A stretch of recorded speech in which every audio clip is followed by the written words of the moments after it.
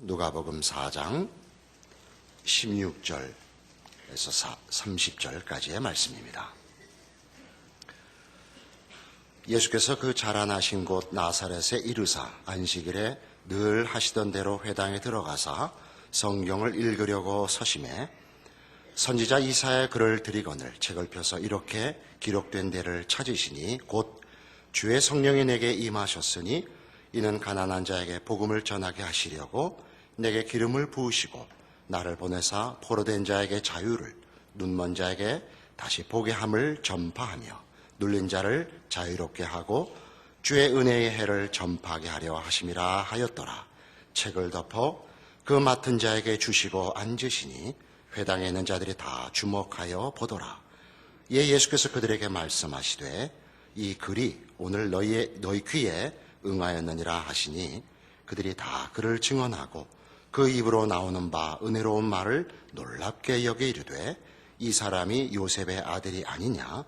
예수께서 그들에게 이르시되 너희가 반드시 의사야 너 자신을 고치라 하는 속담을 인용하여 내게 말하기를 우리가 들은 바 가버나움에서 행한 일을 내 고향 여기서도 행하라 하리라. 또 이르시되 내가 진실로 너희에게 이르노니 선지자가 고향에서는 환영을 받는 자가 없느니라. 내가 참으로 너희에게 이르노니 엘리야 시대에 하늘이 3년 6개월간 닫히어 온 땅에 큰 흉년이 들었을 때에 이스라엘에 많은 과부가 있었으되 엘리야가 그중 한 사람에게도 보내심을 받지 않고 오직 시돈 땅에 있는 사렙다의 한 과부에게 뿐이었으며 또 선지자 엘리사 때에 이스라엘에 많은 나병 환자가 있었으되 그중에 한 사람도 깨끗함을 얻지 못하고 오직 수리아 사람 나만뿐이었느니라. 회당에 있는 자들이 이것을 듣고 다 크게 화가 나서 일어나 동네 밖으로 쫓아내어 그 동네가 건설된 산낭떠러지까지 끌고 가서 밀쳐 떨어뜨리고자 하되 예수께서 그들 가운데로 지나가 가시니라.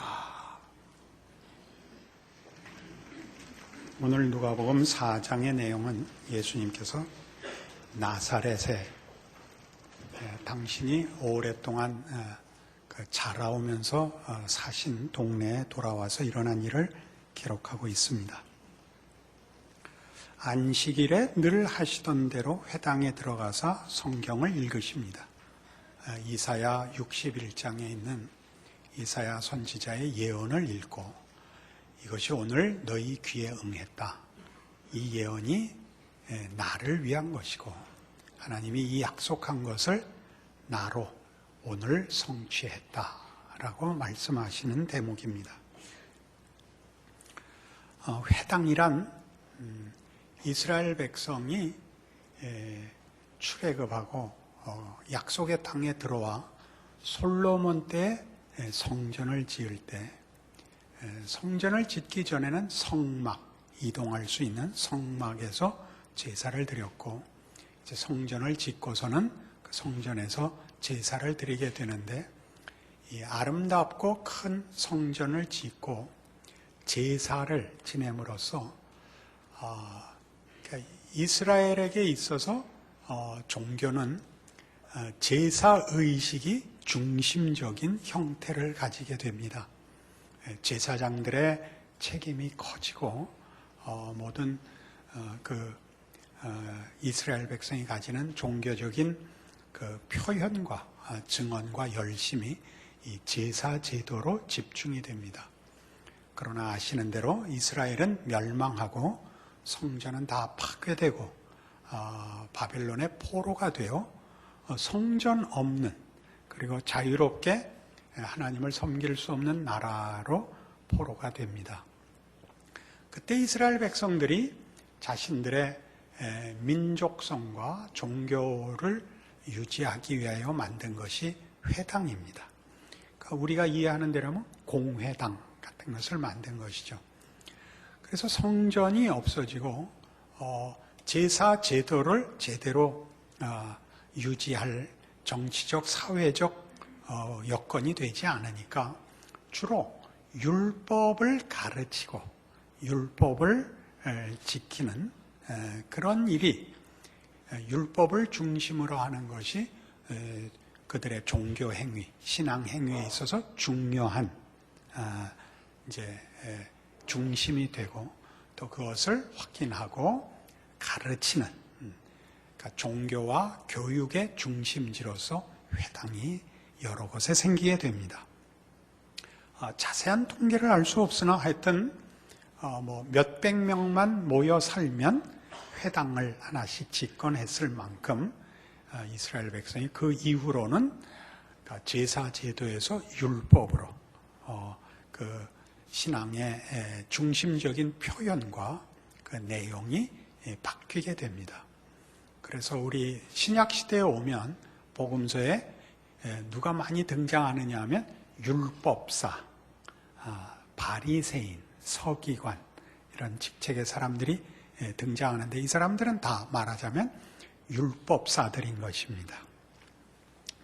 그래서 회당에 가서 이제 성경을 읽고 그 뜻이 무엇인가를 나누고 하는 것이 중요한 이제 예배 행위요, 종교적인 헌신이 된 때입니다.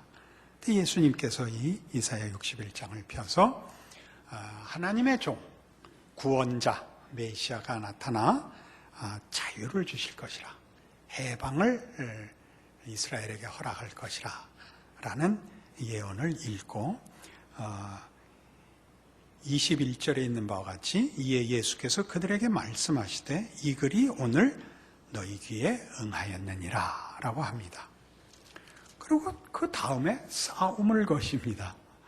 무슨 싸움을 거시냐 하면 이 말씀이 응했지만 너희들은 이 말씀을 틀림없이 오해하여 나에게 싸우자고 들 것이다. 그렇게 싸움을 겁니다. 가버나움에서 행한 일을 여기 고향에서도 행하라 하리라. 가버나움은 좀 더 나사렛은 아주 한적한 시골 동네고 가버나움은 좀 더 큰, 좀 더 번화한 당시의 도시였는데 가버나움에서 이미 여러 가지 기적을 이루셔서 다 소문이 이스라엘에 퍼진 때입니다. 기대를 하고 있는 것이죠. 그가 메시아요 하나님의 종이라면 보다 큰 일, 그리고 우리가 여태껏 기다렸던 어떤 이스라엘 민족의 소원을 이루어 주실 것이라 확인하고 싶어 하는데 찬물을 끼얹으십니다. 너희가 틀림없이 의사야 네 병부터 고쳐라 하는 말로 나에게 메시아인 것을 증명하라 할 것이다. 그러나 선지자가 고향에서는 환영을 받는 일이 없단다 라고 얘기합니다. 선지자가 고향에서 환영을 받지 못한다는 것은 이런 역사적 배경에서 나온 것입니다. 서두에 말씀드린 대로 제사의식이 종교의 중심이었던 성전 시대에는 제사장들과 제사 제도에 의해서 그 이스라엘의 신앙이 지켜졌었습니다. 그러나 결국 그 신앙이 다 타락하고 맙니다. 제사장들도 타락하고 제사 제도도 부패하고 여러분 잘 아시는 대로 여러 곳에 성전을 모방한 산당들이 생기고 우상 앞에 제사를 드리고 하는 일들이 병행해서 일어나서 유일신 하나님을 섬긴다는 개념보다 제사만 드리면 자기들이 할 일은 다 한 것 같은 그런 부패가 만연함으로써 하나님께서 이제 선지자들을 세워 저들의 잘못을 꾸짖는 일들을 이스라엘 역사의 후반기에는 많이 하십니다.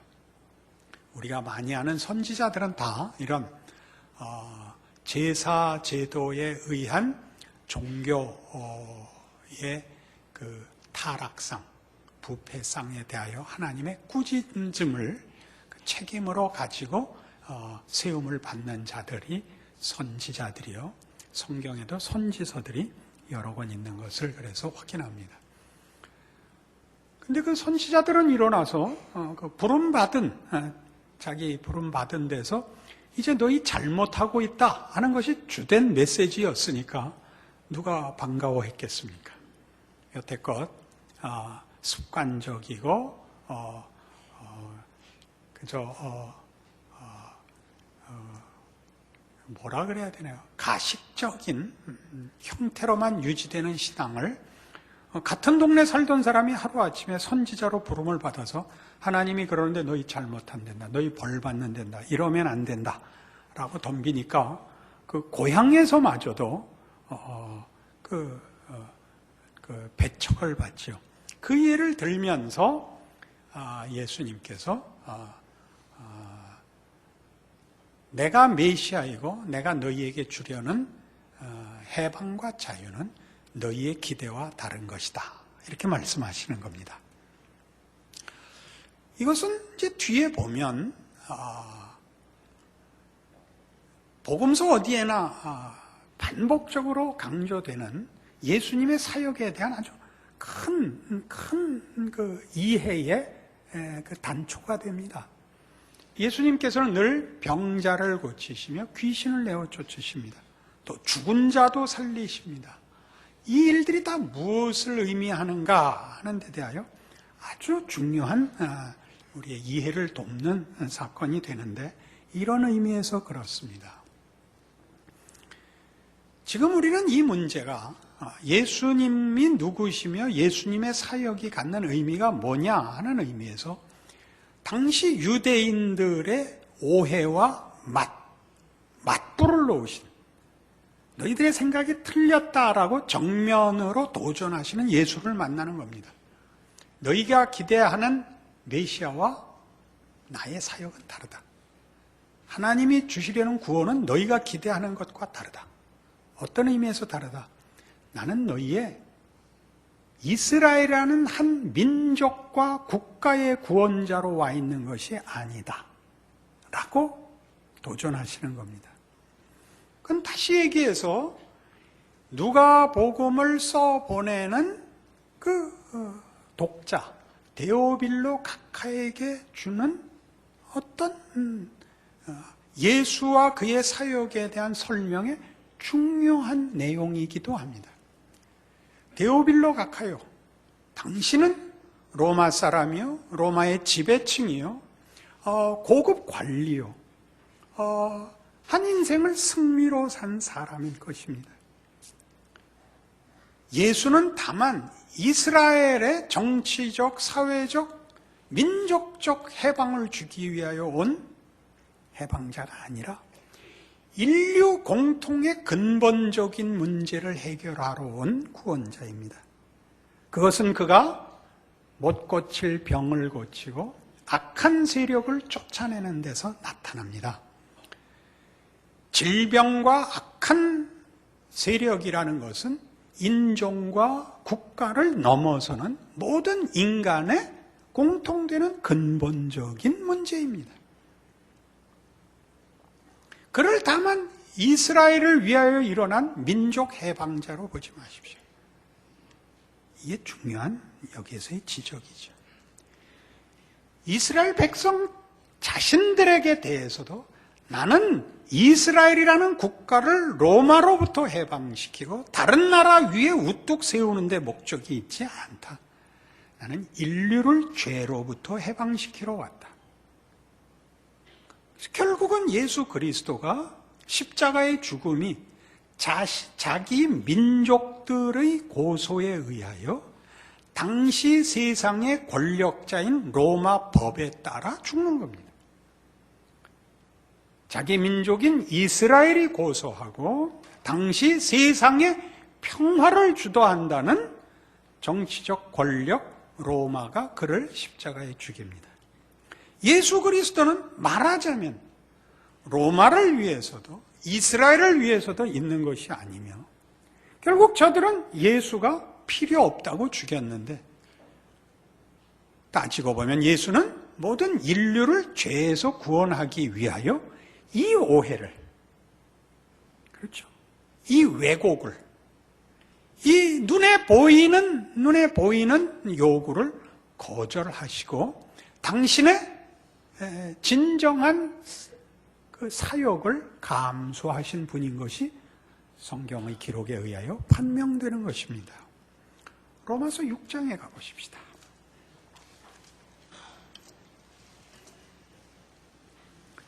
신약성경 246페이지 로마서 6장 6절입니다.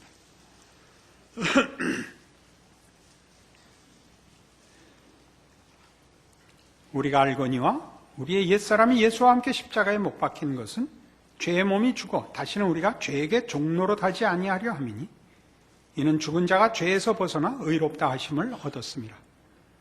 만일 우리가 그리스도와 함께 죽었으면 또한 그와 함께 살 줄을 믿노니 이는 그리스도께서 죽은 자 가운데서 살아나셨음에 다시 죽지 아니하시고 사망이 다시 그를 주장하지 못할 줄을 알미로라.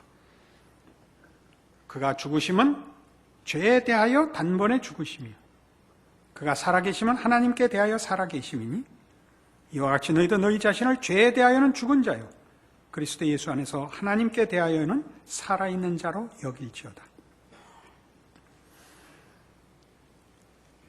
예수 그리스도의 오심은 우리를 민족적, 국가적, 정치적 해방을 위하여 오시는 것이 아니라 죄와 사망으로부터 구원하기 위하여 오십니다. 그는 우리를 가난과 번성과 정치적 승리와 우리의 자랑과 욕심을 위하여 오시는 것이 아니라 우리를 참다운 인간으로서 해방시키기 위하여 죄로부터의 자유를, 의를 위한 자유를 위하여 오십니다. 이것이 기독교 신앙입니다. 그래서 우리는 예수로 말미암아 죄로부터 해방되고 의를 위하여 자유를 얻습니다. 우리의 자유가 의를 위하여 허락됐다는 사실을 놓쳐서는 안 됩니다. 1960년대에 미국에서 큰 인종 사건이 벌어집니다. 흑백 인종 차별에 대하여 남부에서 구별된 버스를 타는 것을 흑인들이 거부하고 나섭니다. 그것이 사회 문제가 되고 미국 전역이 인종차별 문제로 뜨거운 싸움에 말려듭니다. 잘 아시는 마틴 루터 킹 주니어 목사가 그 문제를 해결하기 위하여 등장을 하죠.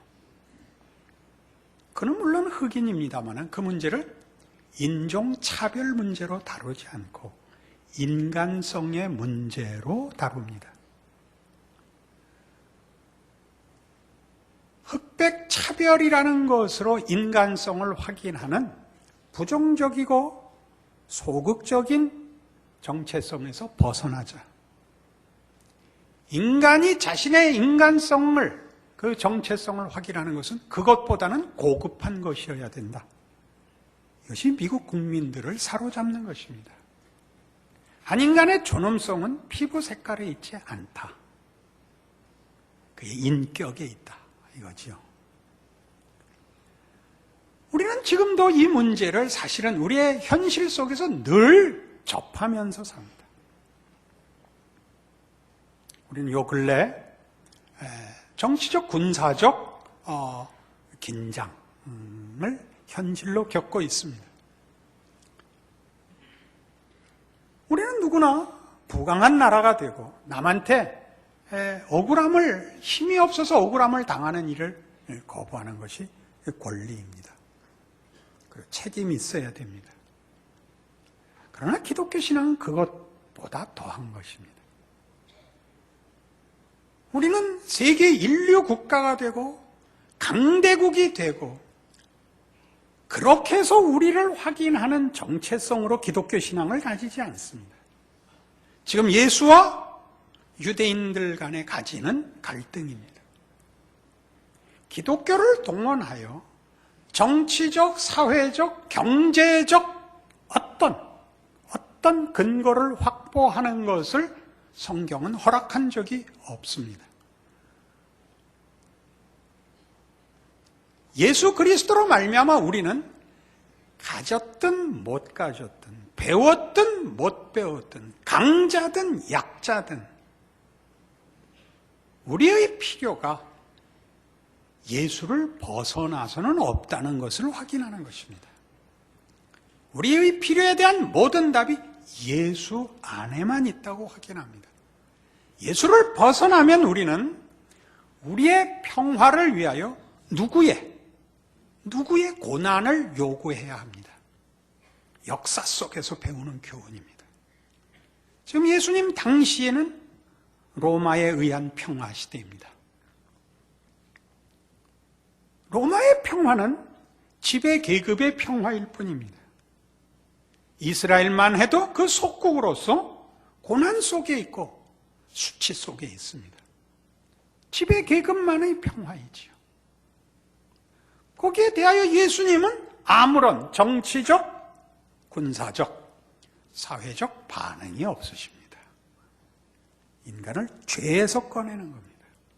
신앙의 문제는 지금 누가가 데오빌로 가카에게 이 편지를 쓰듯이, 가카, 당신은 인생을 이제 다 살아보셨습니다. 세상이 당신에게 제시했던 것, 당신은 얻었던 사람입니다. 그래서 진정한 평화와 만족이 있으십니까? 라고 묻는 것입니다. 이스라엘은 억울한 사람들입니다. 그러나 예수는 이스라엘의 억울함을 풀어주러 오지 않았습니다. 그것이 가장 근본적인 문제가 아니기 때문입니다. 그가 와서 질병을 고치고 귀신을 쫓아내는 것 같이 인간의 죄를 쫓아내는 것이 그분의 목적이었으며 그 안에서만 인간은 참다운 인간성을 회복합니다. 가카는 이분이 필요하지 않다고 자신 있게 말할 수 있습니까? 이게 이 편지의 핵심 질문이죠. 빌립보서 4장에 가보십시다.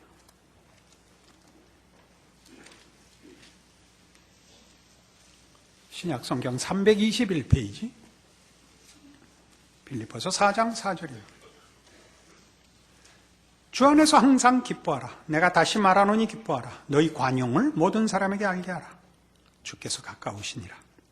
아무것도 염려하지 말고 다만 모든 일에 기도와 간구로 너희 구할 것을 감사함으로 하나님께 아뢰라. 그리하면 모든 지각에 뛰어난 하나님의 평강이 그리스도 예수 안에서 너희 마음과 생각을 지키시리라. 이 중요한 몇 가지 단어가 나옵니다. 평강입니다. 감사가 있습니다. 그리고 관용이 있습니다.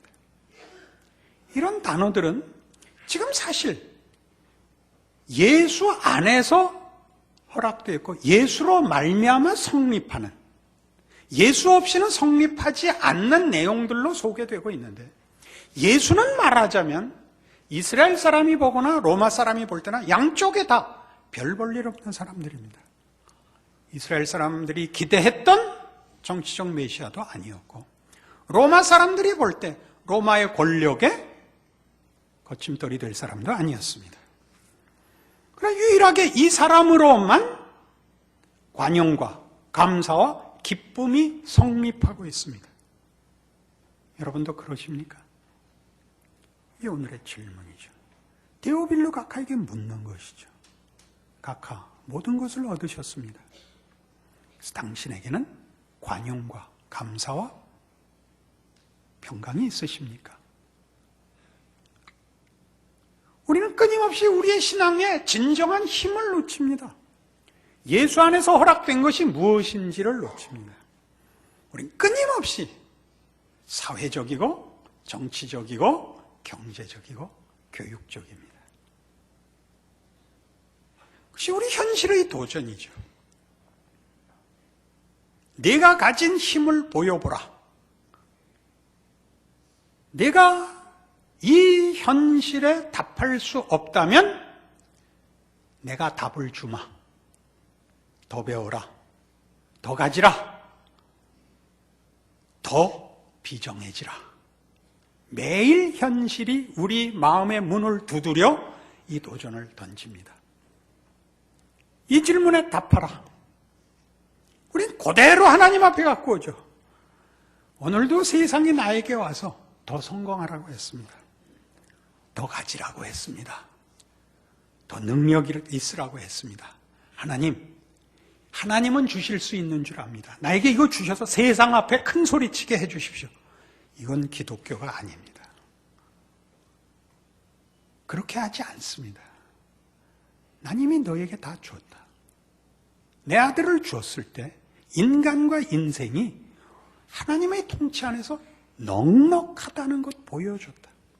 내 아들이 인생을 그 오해와 괄세와 고통 속을 말없이 넉넉히 그리고 십자가를 지는 길을 담담히 걸어갔단다. 아무것도 부족하지 않았단다. 거기 모든 것이 다 있었단다. 내가 내 아들 안에서 다 보여줬는데 너는 오늘 뭘 더 달래냐? 이 앞에 서야 됩니다.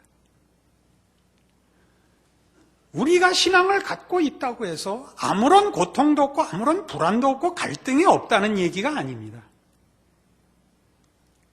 고통스럽기 때문에 우리는 이 고통 때문에 우리가 가진 믿음이 결국 우리 것이 되는 그 기간을 견뎌내기가 힘들어서 비명을 지를 수 있습니다. 고통스러운 것과 의심하고 혼란과 타협에 빠지는 것은 다릅니다.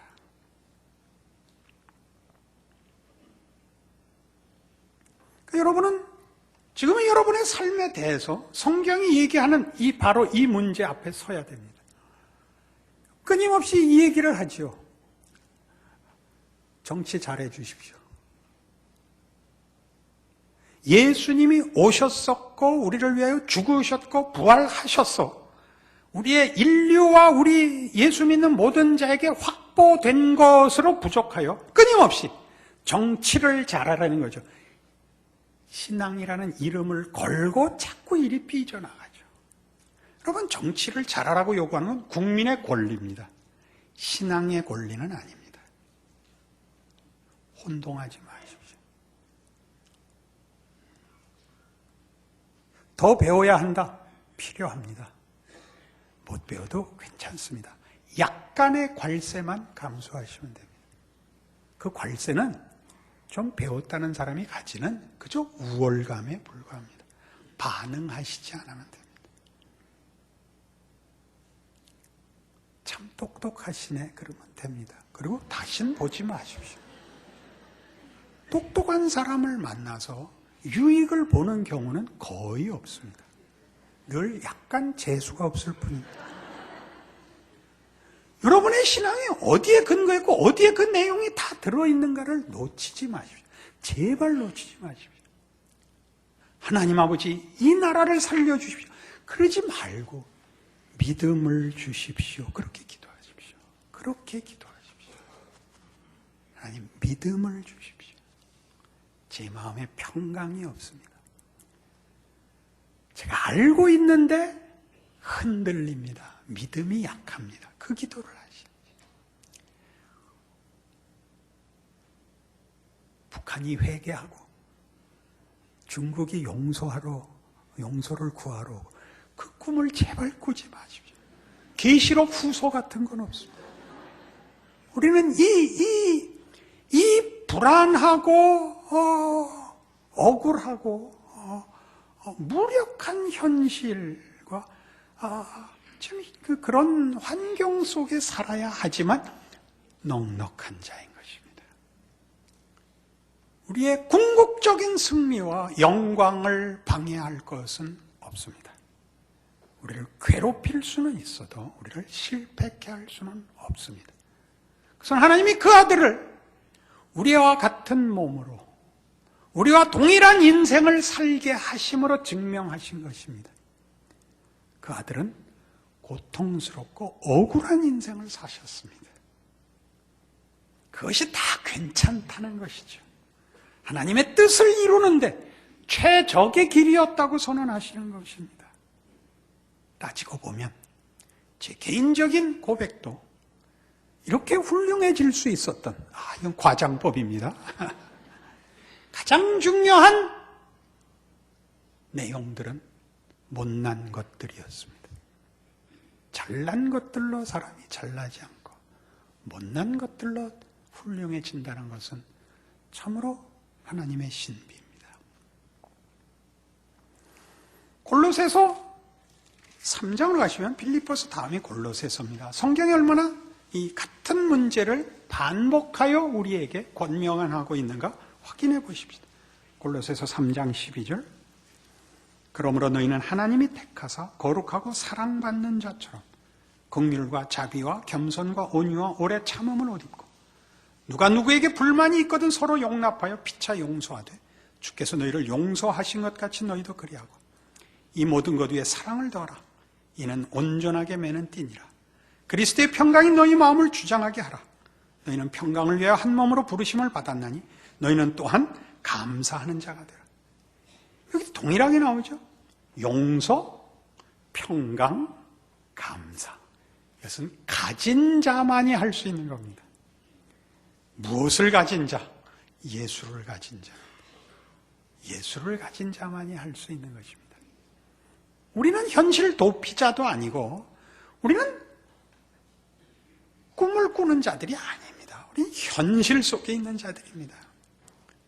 방금 우리가 망할 것 같고 방금 우리가 손해볼 것 같은 현실의 도전 속에서 그 유혹과 위협 앞에서 진정한 약속, 진정한 내용, 진정한 힘으로 무장한 자들인 것입니다. 이 삶을 살아내시는 것이 신자된 특권인 것입니다. 세상은 보십시오. 예수 없는 세상, 예수를 소유하지 못한 세상은 더 가진 것이 없습니다. 다만 누구를 비난할 뿐입니다. 다만 누구를 괄세할 뿐입니다. 다만 누구를 욕해서 자신을 확인하는 법밖에 가진 것이 없지만 우리는 관용, 용서, 감사, 평강에서 나오듯이 우리는 나누는 것입니다. 우리는 누구를 빼앗고 무너뜨려 서 있을 필요가 없습니다. 우리는 우리가 가진 것이 넉넉하여 같이 공존할 수 있는 자들입니다. 예수 안에서만 이것이 가능합니다. 데오빌로 가까요. 당신의 인생을 돌아보시고 당신이 가진 것이 아무것도 아니라는 것을 당신 이미 아셨을 테니 이제 진정한 답을 선택하십시오. 기도하십시다. 하나님 아버지 은혜를 감사합니다. 예수는 우리에게 모든 것입니다. 하나님의 은혜요, 사랑이요, 능력이요, 약속입니다. 현실의 도전 앞에서 우리가 가진 믿음을 지켜내게 하옵소서. 그 힘을 누리게 하옵소서. 세상에 우리를 줄 것도 없고 빼앗아갈 것도 없는 줄 알게 하옵소서. 그리고 우리의 신앙을 바로 현실 속에서 증거하게 하시옵소서. 기적을 체험하게 하시옵소서. 예수님 이름으로 기도합니다.